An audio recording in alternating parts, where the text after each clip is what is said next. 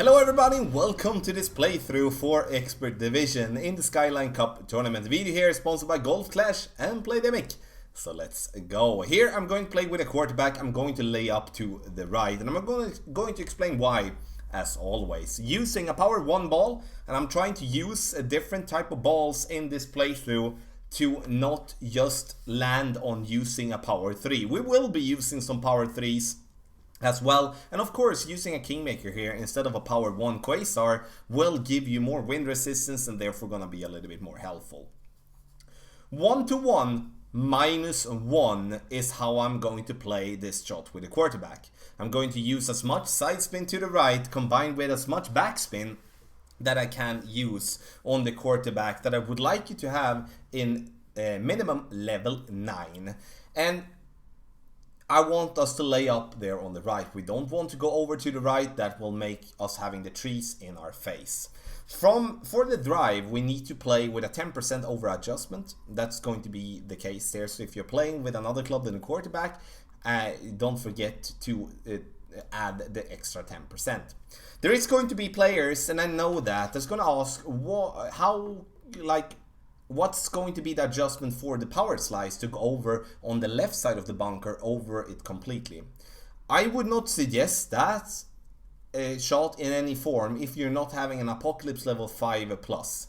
The reason being is that we do need distance, we do need a top spin to be able to clear the rough and also the water of course, but especially the rough.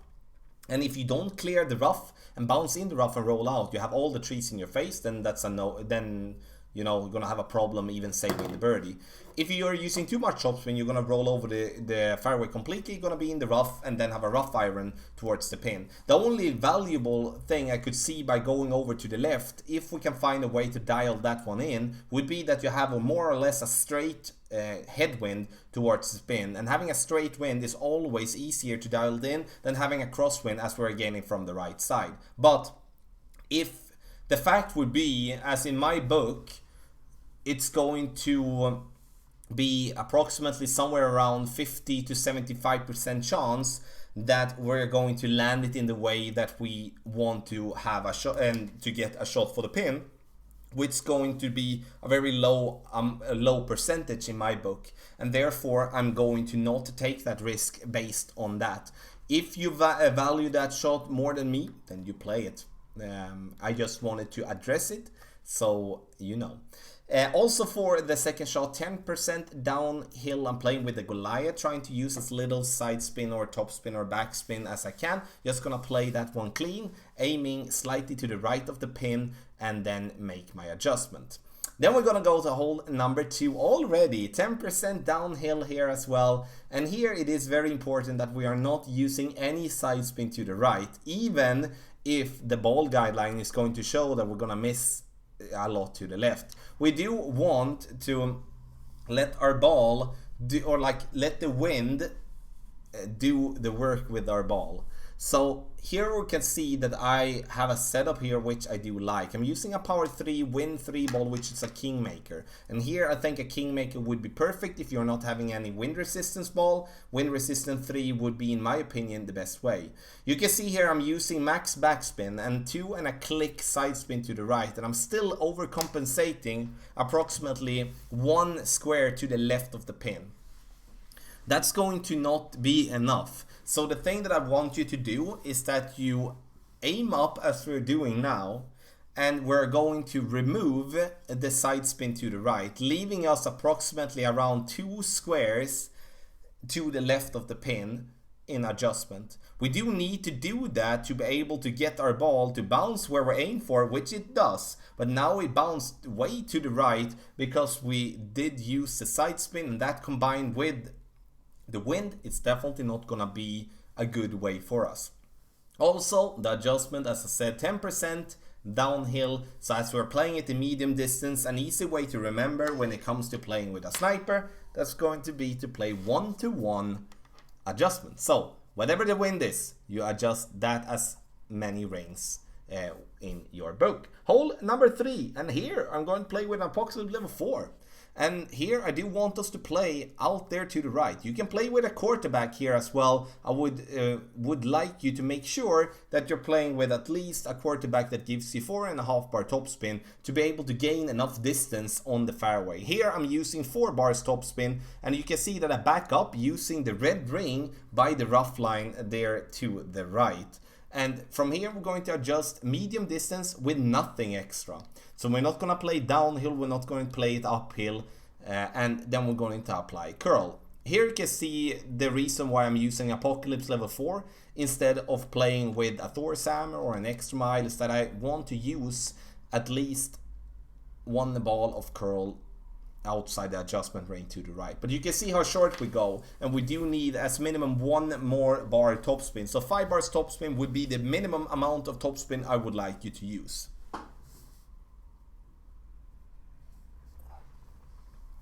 So for the approach now, we do have almost like a straight tailwind here, and that's absolutely perfect. And that's like what we do want to do. But the problem is that we didn't gain enough distance, which is going to make us have to stretch out our adjustment and have to eyeball it slightly and to get it to where we want to. And that's always going to be tougher, especially to get it completely lined up with the pin there. So you can see the wind is very good from this direction. We're having a slight coming in from left to right combined with the tailwind. I stretch out here, try to visualize where the ball is going to end up if my ball is bouncing there, and from here I'm going to adjust the amount of rings, which is going to be 1 to 1 plus 1. So I'm playing it max distance plus 10%, which shows that I'm gonna have a little bit of overpower. But the thing that I do forget here is, like, once we stretch out into overpower, we're going to have to adjust a little bit more, like half a ring more, due to the more distance the ball is going to fly, because 1 to 1 plus 1 is based on going from a max distance adjustment shot with our sniper. Slightly miss it there to the right. That's gonna definitely be a possibility to dial that one in from distance, but we need to make sure that we're getting enough distance with our drive to be able to do so.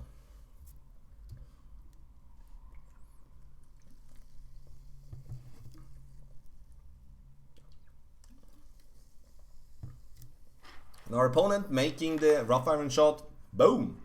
Well done. I love that egg. It's awesome. So hole number 4 here, and hole number 4, par 3, definitely a possible hole to dial this one in. I really like to play with the Goliath on this one, and that's based on the fact that I actually played this one with the Goliath the last time.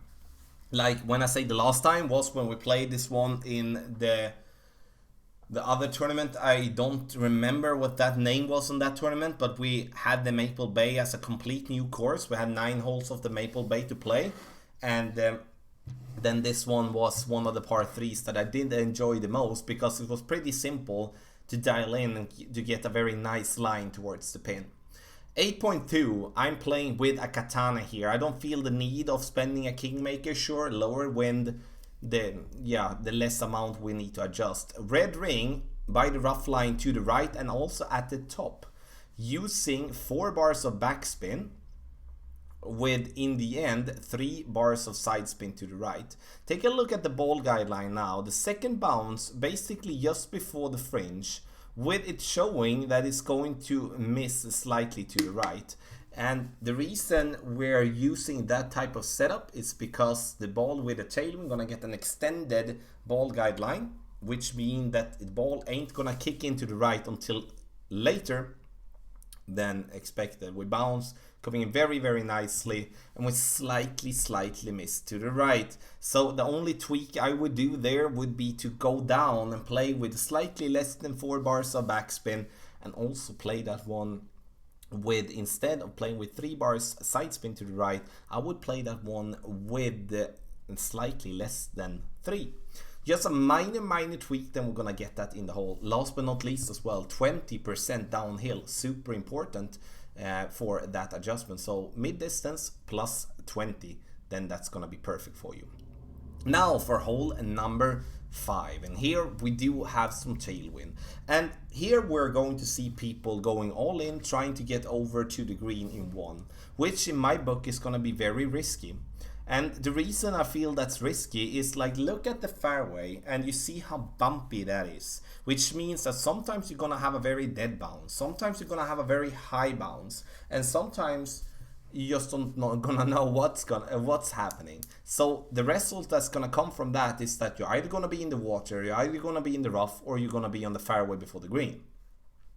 And that's not good enough odds in my book to do so. I played this hole with basically this type of wind, and I was swimming a couple of times in that tournament, and some of the times I really just could see it was just the bounce that made me go there, as it wasn't a change from when I get it up to the green. So I'm going to lay up. I'm going to note down the amount of yards that I'm making, like that I'm doing my shot from, like the drive. So how many yards did you make your drive on? I'm going to aim up. I'm going to use as much backspin possible with 2 bars of side spin to the right to make sure that if I do miss the cup, I'm still going to have a chance to using the hill on the back. Then I'm going to go for the dunk. The dunk takes away any obstacle. It takes away the risk of having a very bad bounce when it drops. Then I'm playing this shot for being in between the minimum and medium distance from this yardage, and makes a very lovely eagle from distance. So I'm going to continue dial this one in from distance. Gonna rely on the fact that I can hit the ball perfect and take away the risk of going into the water every single time. Hole number 6. Here we're gonna use the plus 10 yard mark with a kingmaker and an extra mile. Slight amount of the red ring inside the rough to the right. I would say half to be like give you a reference. And then we're going to play 3 bars of topspin, max side spin to the right, or as much as we can, combined with the 3 bars. Then we're gonna go half a ball of curl outside the adjustment ring to the right. Making a shot where you hit the ball great right, that might going to make the ball cut the rough and roll out. Hit the great left, no problem. Perfect, no problem. So we do have the great right we need to try to stay away from to not risk too much. But in the end, when we do make this drive, we need to over adjust 5%. That is way more important than you maybe think. It is super important. So once making the drive in a successful way, as we're doing now, we are going to put ourselves up in a very nice spot towards the green for making an albatross. I really like this adjustment that is coming up, and I remember the second shot from the stream when I was not cursing, but I was very mad at myself for hitting the second shot great. But I guess great is the new perfect, as we are starting to say. But the important part with the second shot that we're going to take now is that you're going to play uphill 10%. So you're going to subtract 10% from your adjustment and then gonna go from there. So 7.8, we're going to be in kind of like a mid/max distance position. And that's what I'm adjusting for with a -10 adjustment. But you're gonna notice that we're going to be more as for in medium distance once we are done with our adjustment, because we're going to hit great left and the ball is still gonna be in the hole, which tells us that we did under adjust our shot from the beginning. So we needed more adjustment in this case as for the tailwind that we're having. So in that case, I'm playing it 6.8. So I'm playing it basically 1 to 1 -1. Great left, and you can see it bounces and it bounces, and we get this ball in the hole. Of course, that made me happy. But you know, a great shot from that distance is always some portion of luck from there. But the thing to bring with us, -10% with our second shot. Note down the yardage that you get from your drive and then try to dial it in from there. 4 to 5 bars of backspin while approaching the pin. Let the ball guideline be slightly short of the pin to make sure that you're not going to come in too hot. Hole number 7, the last par 3 for everyone, of course, that are playing in expert. So this is going to be a hole where we do have a very tough wind, honestly. I think this is the toughest wind we have in based on all the divisions, even master. Reason that's tough is because we do have a wind right to left, which if we just slightly over adjust or under adjust, we're going to have a different bounce than we intended to have from the beginning. I'm using here a quasar, and here I would say there isn't any wrong with using a ball that gives you more wind resistance, like a Kingmaker or even a wind ball in any form. I'm using a quasar to try to keep it once again as a power 1 type of structure in Pro and Expert. And now we're going to play medium distance with a 10% over adjustment. I'm using max side spin to the right, which is 4.5 bar side spin, and also with the 2 bars of backspin going towards the pin. Slight amount of curl to the right, but I would say I'm using maybe a little bit too much curl. As you can see here, the ball is going to bounce and we're going to go too much to the right, absolutely too much. So the thing that I would like you to do is to go with a little bit of curl, but just use a smidge to the right. With a smidge, I mean that you just want the ball to the right to touch the arrows inside the adjustment range that we're having. Hole number 8, my least favorite by far, you know, in the whole game, one of them in the whole game. Stretch out, 2 bars of topspin, as much side spin to the left, and here I'm playing with a power 3 ball and also having a Kingmaker to reduce the wind a little bit. And this is going to be a way to make sure that we're getting this ball to fairway. It's not gonna give us in the end any super opportunity for the pin, but no drive is gonna get that. We have a slight overpower, just a tiny little bit, with a slight curl to the right, a lot of slight in the language here at the moment, but just a tiny bit of curl to the left, and we're gonna roll down and put ourselves very nicely here on the fairway. 374 yards is a good mark, because now we know from that yardage we're gonna have no problem to get ourselves to the pin with a sniper. And on this hole, there is going to be definitely a way to do a power hook here. I would say for those of you that are playing with an apocalypse, meaning that you're having a good amount of curl, we'd see that as very valuable. We do have a slight wind out to the right, so playing a power hook with a Thor's hammer and an extra mile is going to be a little bit trickier, as the curl is very limited on those type of club. Look how glitchy that fairway is. That's super weird there, in my opinion. So the reference I don't have for that yet. I will show that in a later video later the week, because I do want to do it a couple of times before suggesting any approach when it comes to power hooks and power slides. I don't believe and I don't feel that you should just rely on it working one time. We need to see it several times. Now I'm going to play this one 1-to-1 adjustment. I make a mistake here, and I should play in 1-to-1 plus half a ring, which I don't really understand why I do. Aim straight at the pin, not using any top, any backspin, letting the ball guideline show me the way. And as you can see here, if I would be playing 1-to-1, this ball would have been very close towards getting into the hole. Distance wise, perfect. So elevation adjustment, to just take that in the end, 10% extra for the drive.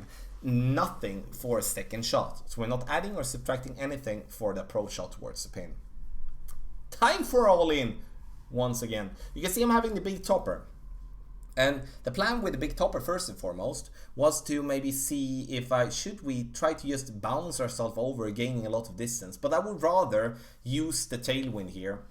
And in Expert, we're going to have all type of different wind, like with a Berserker. We can sometimes have up to 11, and we can sometimes have 8. So I would say, like, try to, of course, get as much wind as possible. And 9.5 is definitely a good set of wind to be able to get this ball to drive far. Now, the worst case scenario would, of course, be to bounce this ball in the rough and to get the ball to get stuck in the rough. That's always going to be a problem.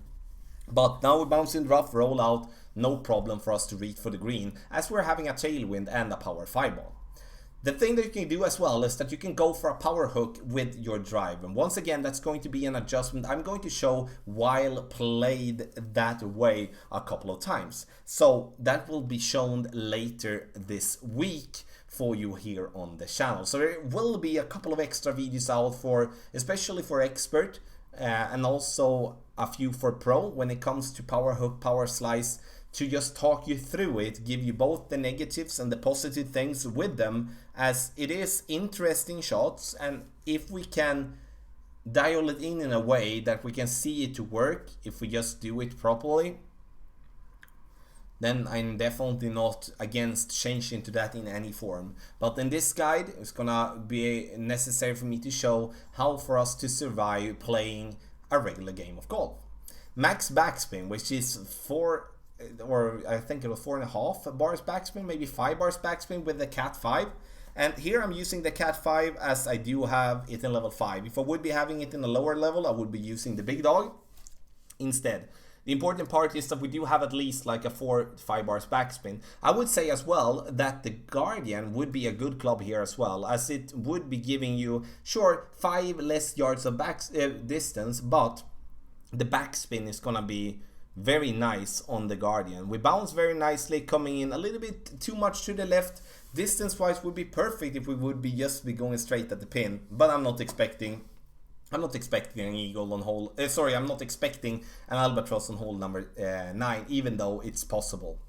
So, expert division, we're gonna see people having up towards -30 in expert, 100% sure of that. And the reason I'm sure of that is because we do have hole number 5, which is in my book a must eagle. If you go for the green or not, it's still going to have to be a must eagle. I'm gonna lay up and take the dunk, as I've explained before, and there is always going to be an opportunity for hole number 1. It's going to be an opportunity for the par for hole number, what is that, hole number 4 par 3, also hole number 6 par 5. 4 holes where we definitely should be gaining 1 or 2 extras when it comes to getting into the weekend round. So, ladies and gentlemen, this was the playthrough for Expert Division. If you do want to get the text guides with detailed adjustments for Expert Division and also the other divisions, you will have to get the updated text guides. Those you can only get by being a Patreon. So, sign up at patreon.com/golfclashtommy, link in the video description down below. Also, timestamps. You can find timestamps for every hole in this playthrough in the video description. So, look down, press on the time mark there, or the timestamp there for the hole that you want to watch, and just get to it. Video here is sponsored by Golf Clash and Playdemic. Good luck in the Skyline Cup Tournament.